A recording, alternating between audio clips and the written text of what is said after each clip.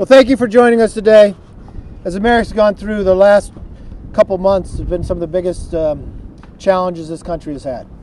The number of deaths and others. If you look just in the last week, the improvement when it comes to testing, more than 2.2 million tests just in the last 7 days. I'm hearing governors talk about the capability of their tests, but those who are coming is not taking 100% of the opportunities what we have.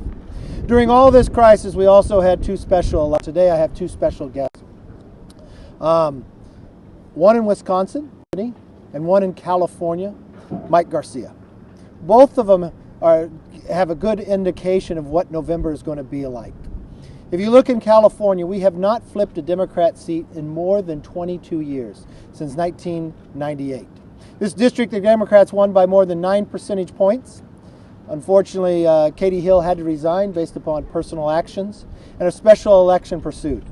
Mike Garcia, having never won before, but having grown up in the district, being a first-generation American, always dreamed from the age of 6 to maybe become a fighter pilot.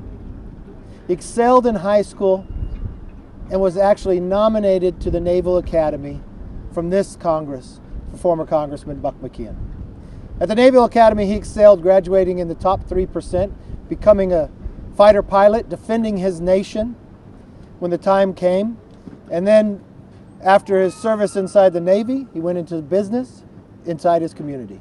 He ran as an individual who could unite his district, and he proved it quite well, winning the district by more than 9 points when the Democrats had won it, and not being able to flip a district that hasn't been flipped in 22 years.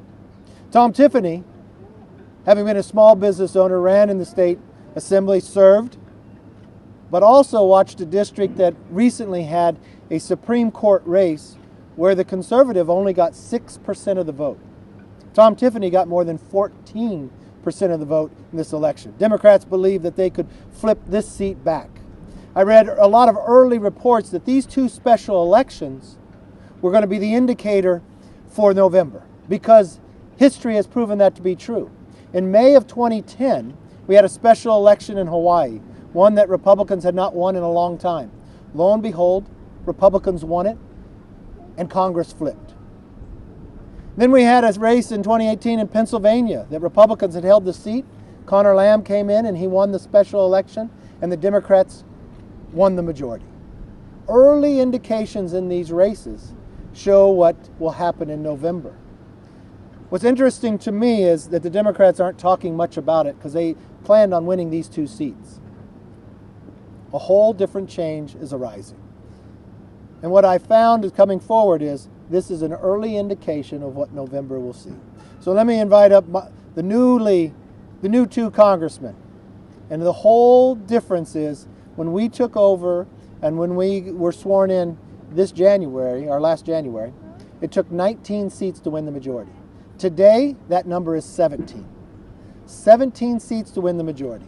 When Congressman Mike Garcia stands up to talk, there are 42 Democrats who sit in seats that have better numbers for a Republican to win than Mike Garcia. And if you want to know what an American story looks like, it's his life. I give you the newly sworn-in Congressman Mike Garcia. Thank you. Thank you, Leader McCarthy, for that kind introduction. I'd like to first of all introduce my beautiful bride, Rebecca. You guys want to come up? Feel free. My oldest boy, Preston, who's 13, and our youngest boy, Jet, who's on his own program, obviously, today. So thank you for having us here. This is a tremendous honor to be a part of history.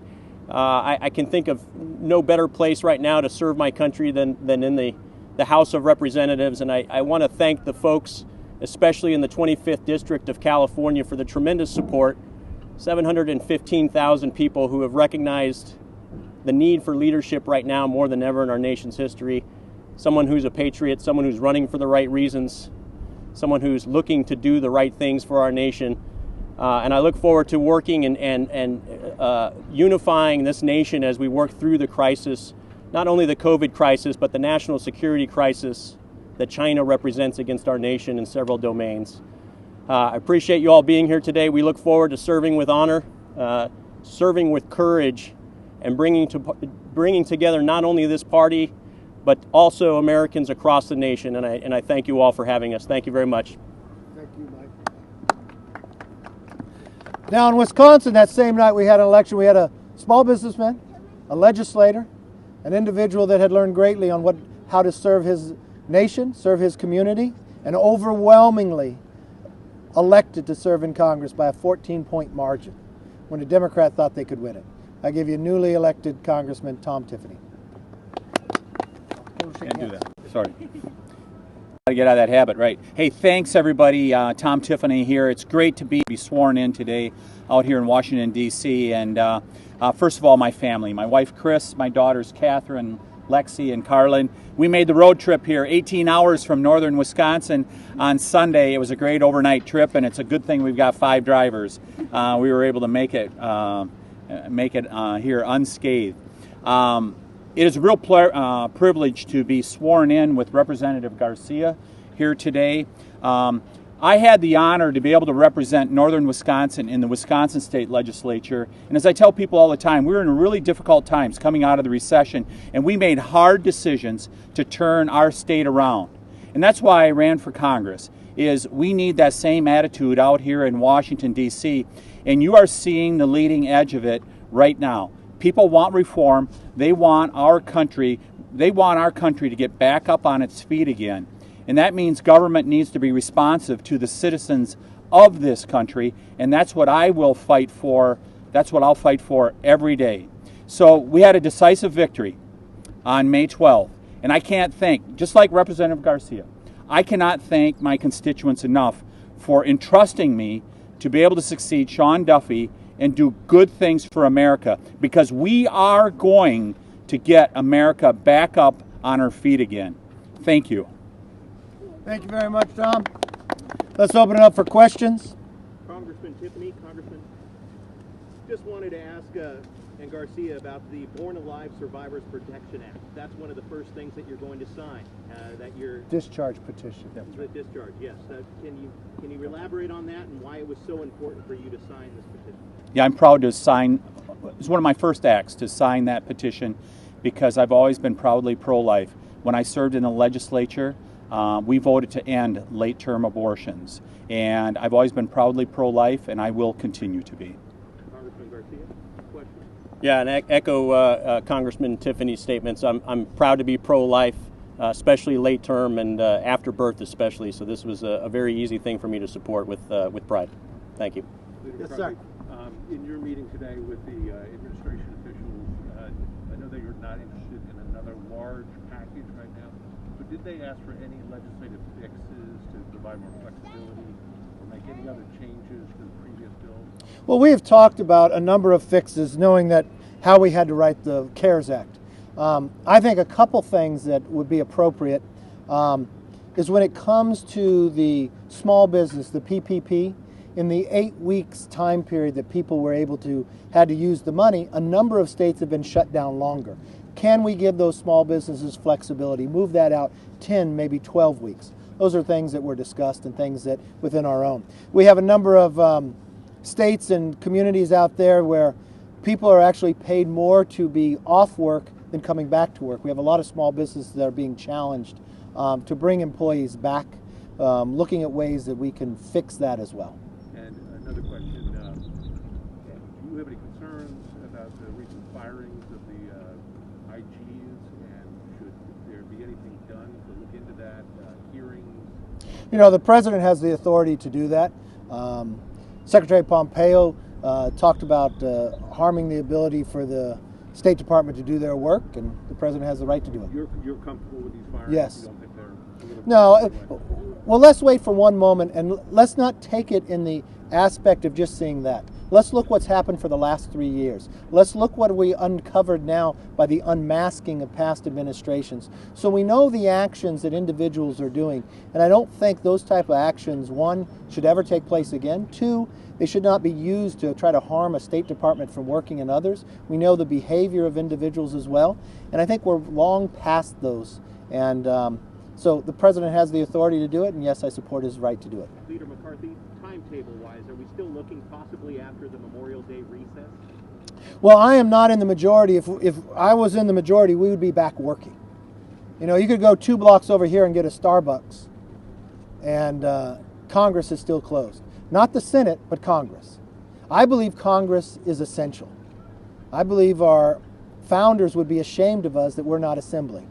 The idea that Congress came back to vote on cash for cannabis, that last $3 trillion bill had more to do with cannabis than it did for jobs. If you read it, it mentioned it more than it mentioned jobs.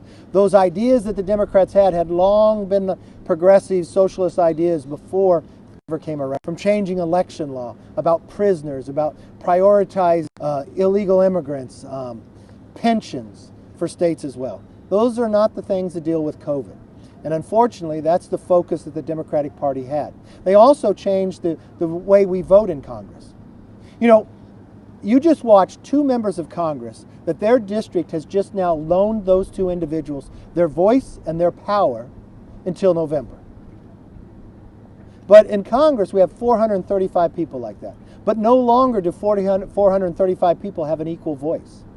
Now just 20 people can run all of Congress because of the proxy program that one person can carry 10 votes. How do your constituents hold you accountable when you give that power to somebody else? You know, this is not about opening up a campus. It's about bringing back the voice of America. And they have a right to have a voice in their legislation. Unfortunately, with the Democrats, they believe different. They don't believe that Congress is essential, and I believe we are. I believe at no other time we should be working now. We can do that in a safe manner. Republicans put out a plan more than a month ago. How can we work and open up Congress safely? We'd open a few committees at a time, so they'd serve in bigger areas. We proved we can vote in a different manner that allows us to still carry out the legislation. But right now, all the power is just being sucked in by the Speaker. So she can write a $3 trillion bill, the biggest bill ever passed in Congress, never going through one committee, never having one overview or accountability to it, and an idea of just a wish list of liberal ideas. One of the things that Majority Leader McConnell wants is liability protections. Talk to me about specifics that Republicans in the House side want. Well, Leader McConnell and I are in agreement on this 100%. We put press releases out this as well. I have watched more than 700 lawsuits already. And you know who they're focused on? Small businesses. Those that are trying to stay alive today. Those that employ more people than any other business. They're focused on schools and others, just lawsuits. I've watched trial lawyers actually advertising right now. That would only harm our ability to come back as a nation. We need liability protection, and that's exactly what we'll have if any bill is to pass in the future. Yes? For you, Leader McCarthy, and also for Congressman Garcia, congratulations. Thank you. There's been concern among Republicans, for the president, echo concerns about a mail-in balloting system and the fact that he says, you know, there's opportunity there for corruption, for harvesting, and for all of that. You know, the GOP would be disadvantaged. Congressman, you won a race that was a primarily mail-in balloting system. I'm wondering if you share those same concerns now that you're here in Washington, and I'd also like to hear your thoughts. Look, I think Republicans want everybody to have the ability to vote. We want to make sure we have an honest election as well. The concern we have is nationalizing a campaign. States have the responsibility to run elections. States have the ability to decide that not all states are exactly the same. COVID hit overwhelmingly in New York. There's a lot of mismanagement that happened in New York, and it got spread throughout the country, and in New Jersey. There are different ways to have elections. In California, we do vote by mail quite often, overwhelmingly in a number of times. They decided this entire election by mail, but something happened right before the election. Democrats opened up another in-person voting booth. We want to make sure people have the ability, but we want to make sure that they are honest elections, that you're able to have trust the results coming through. We don't have a problem if someone votes by mail. The problem that we have is that you try to federalize an election. States have the right to do that, and we want to make sure everybody has the ability to vote and that its vote is counted and its vote is not lost. I turn to Mike. Yeah, as Leader McCarthy said, it's not the accessibility that's highly encouraged, and I was actually proud to see in our district we ended up having about 420,000 ballots sent out to all registered voters with self-addressed stamped envelopes. So it was an unprecedented level of access to vote and ease of voting. It was unique to the COVID-19 experience. But it's concerning in that there is a significant chain of custody challenges with voting by mail. In California, we're able to track it now online, so we do get the warm fuzzy after about a week or so that our ballot was not only received but also counted. But it also allows for opportunities for fraud and other issues that we can't necessarily manage.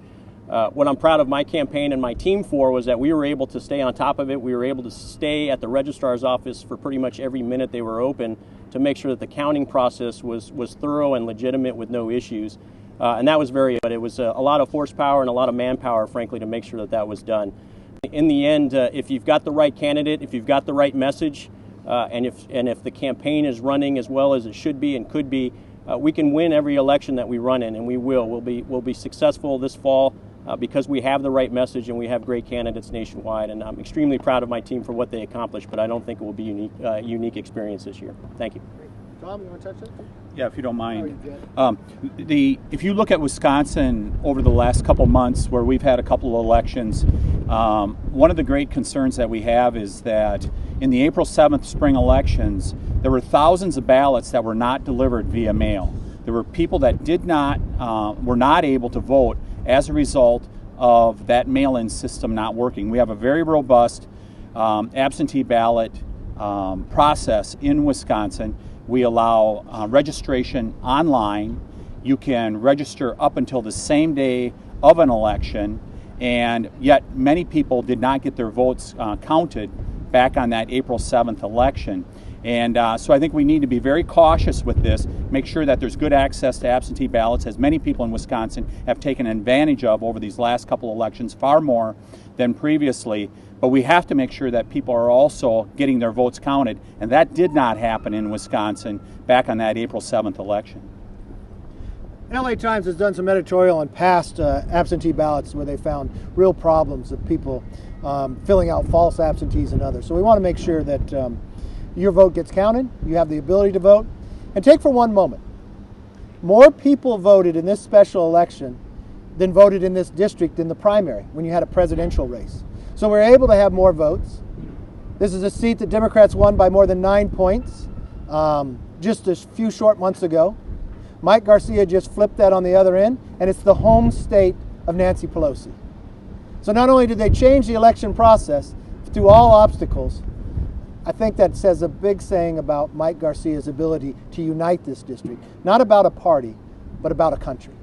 Yes, sir. When you're Speaker of the House, good question. I like the beard too. and there's a Democratic president, do you expect the president to treat you the same way Trump is treating House Majority right now in terms of oversight? I will never refer to a president about being morbid in any shape or form if I'm Speaker of the House and it comes from a Democrat as well. No, I would not as Speaker use those terms. I will not rip up the State of the Union from a Democratic president either.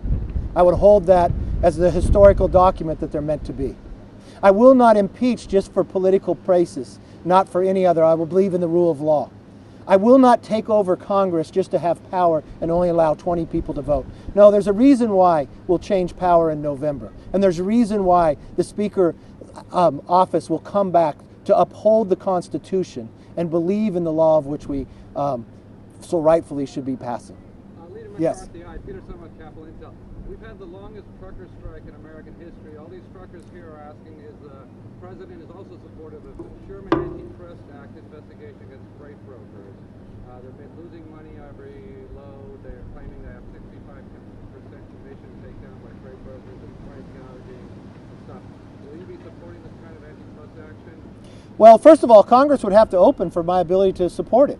And that's why these are type of things that why Congress should be back in session. We have the National Defense Authorization to pass that we passed every year in Congress. Now we're not into work on that. We have the whole process when it comes to WIRDA as well. Apparently, Starbucks is more essential than Congress under this speakership. And that is why it's a challenge that we need to change the course. Now let me go to the phone to see if there's anybody here that has a question as well. This is how we deal with it, Mark? Okay. And on the audio portion, to ask a question, press *1. Our first question today is from Eric Wasson from Bloomberg. Hi, Leader. Thanks for doing this call. Just a question on the next stimulus package. You said that you would be open to it at some point. What are the metrics that you're going to be using to evaluate whether one is necessary, and is any sense of what the next steps are in that process of evaluating? He asked the question if there would be another bill coming forward and what would the things I would look for. First of all, I would make sure that the $3 trillion that we already passed gets implemented correctly. I would watch as today we almost have every state doing some form of opening back up. Be able to secure the data of what is needed going forward. It would not focus on cannabis. It would not focus on prisoners.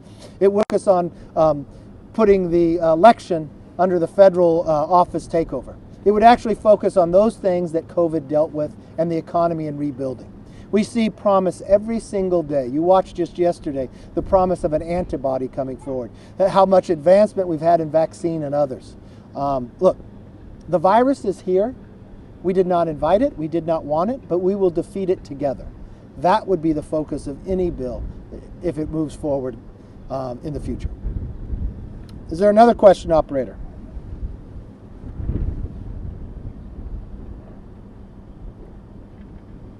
And our next question is from Christina Peterson. Hi, Leader McCarthy. There's been a lot of focus on the provision in the House bill that would give direct payments to undocumented immigrants with a taxpayer identification number. The previous legislation also created a situation where a U.S. citizen married to someone with an ITIN could not receive a direct payment.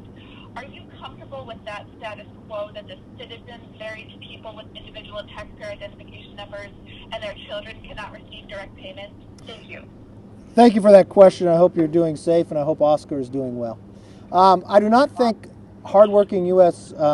Taxpayers should be paying for illegals. If you are an American citizen, you have a right to the payment if you meet the criteria, but in this time of crisis, I think with hardworking taxpayers, we should focus on Americans. Next question. And our next question is from Melanie Zanona.